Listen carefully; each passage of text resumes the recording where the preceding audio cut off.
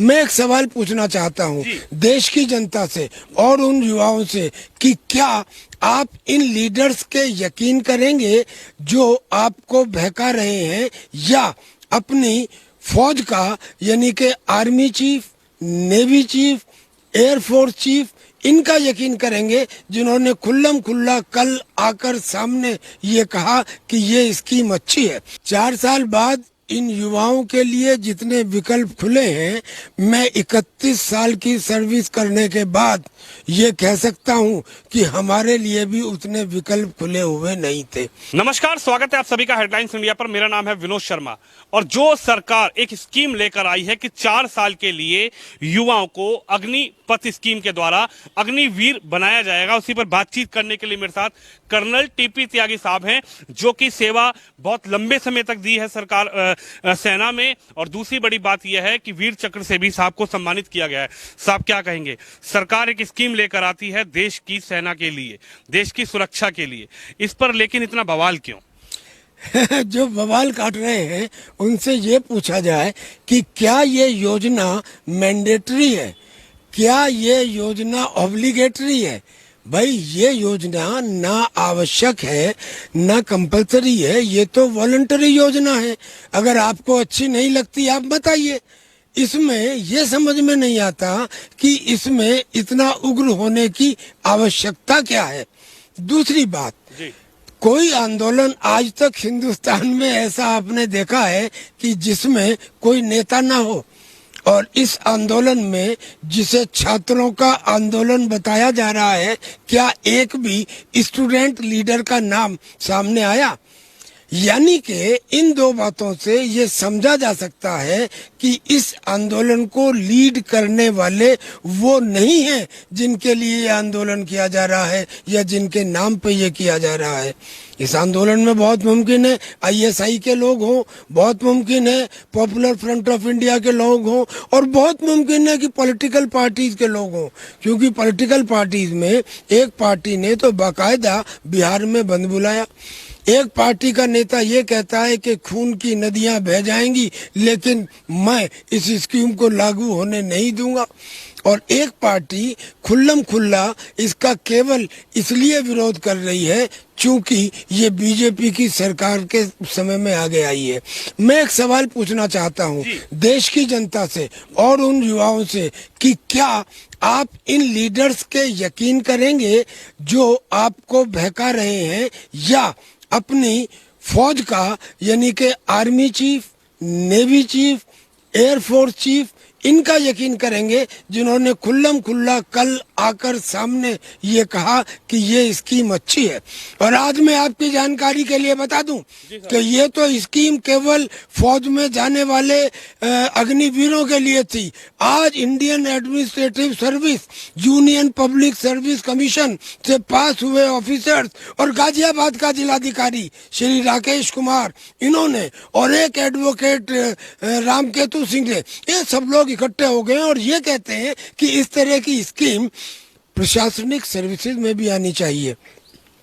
कोई तो खास बात होगी इस स्कीम में जिसको ये लोग समझ नहीं रहे या समझना नहीं चाहते। आखिर सर कर्नल साहब, कौन है जो इन युवाओं को बरगला रहा है? क्या लगता है कि इन युवाओं का जो भविष्य है, इनका ये कहना है कि 4 साल के बाद हम क्या करेंगे? अगर हम 4 साल के लिए सेना में जाएंगे तो उसके बाद हम क्या करेंगे? सबसे पहला तो सवाल आपसे यही है सर कि इसके बाद क्या होगा, इसका फायदा क्या है, ये जो स्कीम गवर्नमेंट लेकर आई है युवाओं के लिए?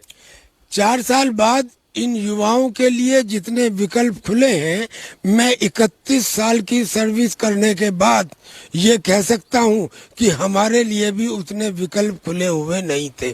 पहली बात तो ये कि क्या आज तक किसी पैरा मिलिट्री फोर्सेस में मिलिट्री से रिटायर होने वाले सिपाही के लिए 10% का आरक्षण तय किया गया? सिर्फ ये कहा जाता था वरीयता दी जाएगी, मगर अब क्वांटिफाई किया गया। न केवल आसाम राइफल, बल्कि सेंट्रल आर्म पुलिस फोर्स और मिनिस्ट्री ऑफ डिफेंस और बहुत सारी पैरामिलिट्री फोर्सेस। ना केवल इतना, जो कॉरपोरेट घराने हैं उन कॉरपोरेट घरानों ने ये कहा है कि हम अग्निवीरों को अपने यहाँ प्राथमिकता देंगे। कारण ये है कि कोई भी ऑर्गेनाइजेशन हो, हर ऑर्गेनाइजेशन अपनी तलवार की धार को मेंटेन रखना चाहता है, यानी कि युवाओं को अपने पास रखना चाहता है। तो युवाओं के लिए अगर नौकरी करें तो ये रास्ते हो गए। अगर वो पढ़ना चाहें तो उन्हें 12वीं क्लास का सर्टिफिकेट दिया जा रहा है। अब तो इंदिरा गांधी यूनिवर्सिटी से एक 3 साल की ग्रेजुएशन स्कीम भी है। अगर पढ़ना चाहें तो उनको पैसे भी मिल रहे हैं, अनुभव भी मिल रहा है, ट्रेनिंग भी मिल रही है, अग्निवीर का सर्टिफिकेट भी मिल रहा है। वो अपनी पढ़ाई चालू करें।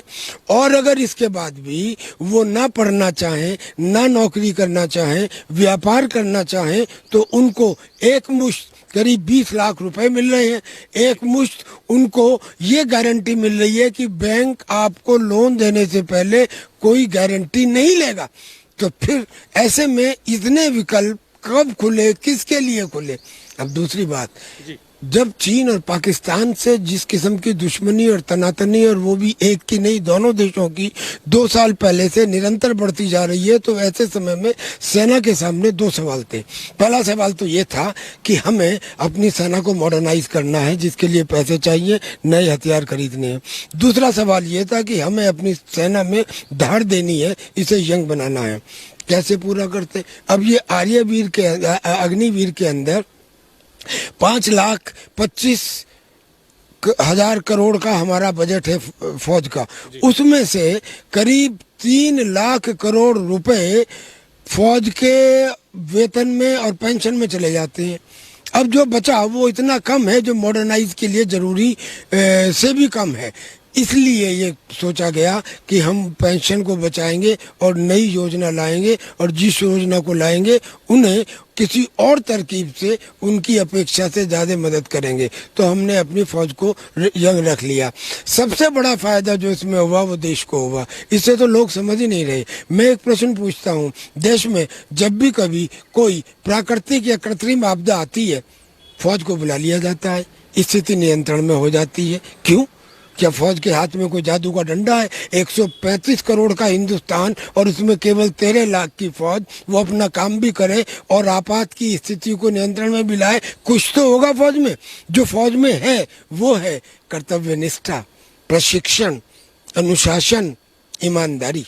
और ये 4 चीजें जो हैं, जो फौज में हैं, वो इन अग्निवीरों में भी आ जाएंगी। अब कल्पना कीजिए कि ये अग्निवीर जब हर साल करीब 30,000 की तादाद में हिंदुस्तान में जुड़ेंगे, तो किस कदर राष्ट्रीय एकीकरण और चरित्र निर्माण का प्रारंभ शुरू होगा, ये सोचे ही बनता है। संविधान की धारा 51A, जिसके अंतर्गत 11 कर्तव्य बताए गए हैं, उनमें एक कर्तव्य ये भी है कि हम सार्वजनिक संपत्ति को ना नुकसान पहुंचाएंगे, ना किसी को नुकसान पहुंचाने देंगे। आज तक आपने कभी किसी पूर्व सैनिक को बस या ट्रेन जलाते देखा है? वही लोग जो आज बस और ट्रेन जला रहे हैं, यही लोग दूसरों को रोकेंगे। ये फायदा होगा देश को सबसे बड़ा। और एक लास्ट बात, क्या गारंटी है कि आने वाले समय में सरकार एक ऐसी स्कीम ले आए जिसकी हम वकालत कर रहे हैं? वो ये कि 60,000 सिपाही सेना से हर साल रिटायर होते हैं और 30,000 ये भी हो जाएंगे। अब ये सिपाहियों को, इनमें से कुछ को अगर कुछ कृषि की जमीन दे के कश्मीर की सरहद पर बसा दिया जाए, तो मजाल है कि कोई ड्रग स्मगलर या आतंकी घुसपैठ कर पाए। और फिर इतना ही नहीं, अगर ये वहाँ पे बस जाएंगे तो जो कश्मीरी पंडित आज कश्मीर में जाने से डर रहे हैं, उनका मनोबल बढ़ेगा, वो भी वहाँ चले जाएंगे। कल्पना कीजिए कितने रास्ते खुलते हैं इन अग्निवीरों से। हम अपनी तरफ से और उन सब संस्थाओं की तरफ से जिनका हम प्रतिनिधित्व करते हैं, हम अग्निवीर स्कीम की पुरजोर वकालत करते हैं, इसे समर्थन देते हैं, सरकार से कहते हैं कि बगैर किसी बात की परवाह किए इस स्कीम को लागू करो। और इसके बीच में ये जो मुंह के ऊपर दुपट्टा बांध के ट्रैक्टर पे बैठ के अधेड़ उम्र के लोग इन छात्रों के नाम पे आगजनी कर रहे हैं, इन्हें सलाखों के पीछे करो। जय हिंद। तो मेरे साथी टीपी त्यागी साहब, जो लगातार सेना में रहे हैं, लंबा समय काटा है, लंबा वक्त सेना की सेवा में इन्होंने गुजारा है और इनका यही कहना है कि जो सरकार स्कीम लेकर आई है वो अग्निपथ स्कीम, वो देश के लिए एक मॉडल साबित होगी। और जिस तरीके से देश में 60,000 जवान रिटायर होते हैं और जब ये युवा शक्ति देश को मिलेगी तो आप ये समझ लीजिए कि देश की सेना को कितनी बड़ी ताकत मिलेगी। हालांकि लगातार इस पर विरोध अभी भी जारी है, लेकिन देखना यह होगा कि ये जो सरकार स्कीम लेकर आई है इसको कब से लागू किया जाएगा और इसका जो विरोध बच्चे कर रहे हैं, जो युवा कर रहे हैं, आखिर क्या वो इस स्कीम को ठीक से समझने के बाद इसका समर्थन करते हुए नजर आएंगे। कैमरामैन तुषार के साथ विनोद शर्मा, हेडलाइंस इंडिया के लिए।